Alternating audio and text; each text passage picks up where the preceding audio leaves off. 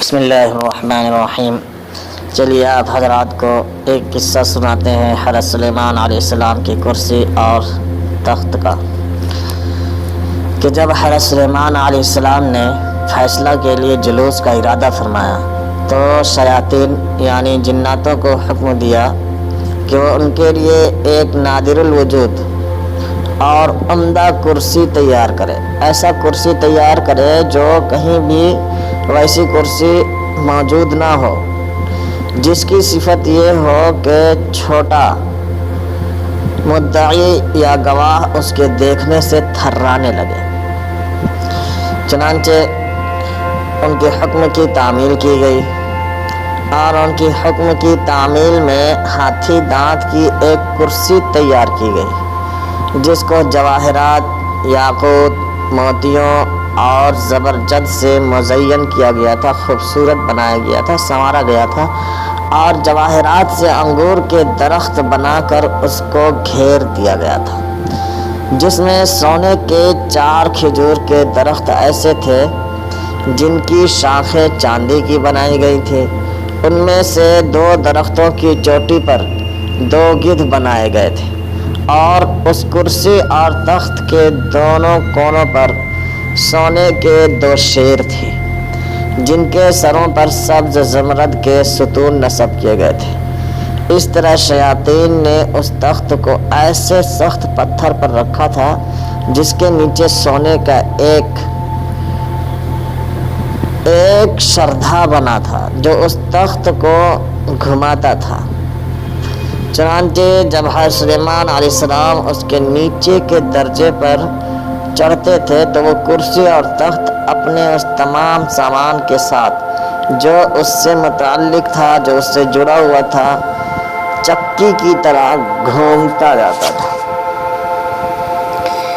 چکی کی طرح گھومتا تھا، اور گدھ اور مور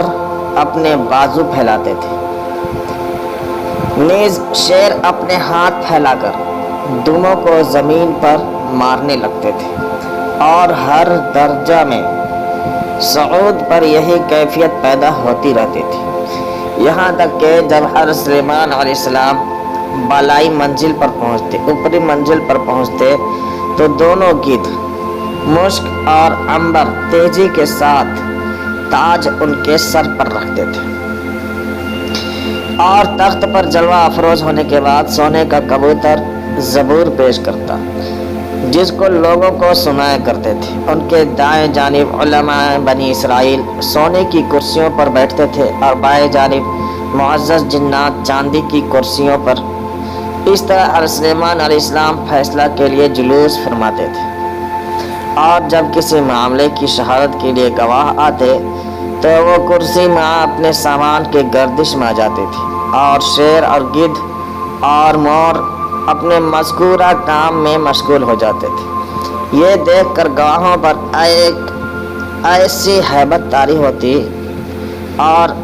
سچ اور حق کے سوا کوئی جھوٹ شہادت نہ دے سکتے تھے۔ بس جب حضرت سلیمان علیہ السلام کا انتقال ہوا تو اس کرسی کو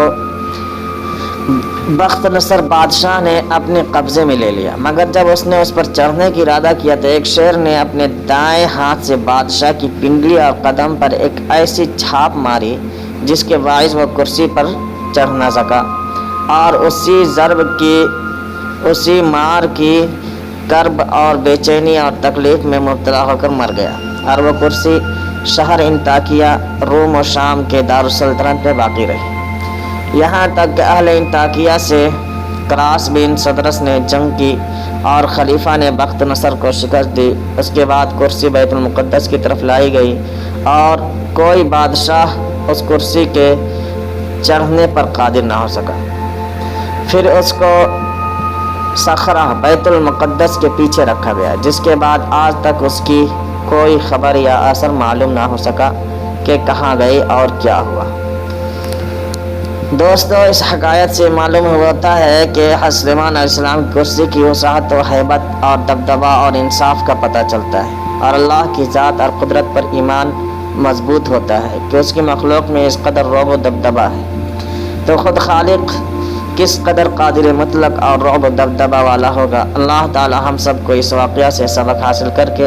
اللہ کی ذات پر یقین کامل کرنے کی توفیق عطا فرمائے، آمین یا رب العالمین۔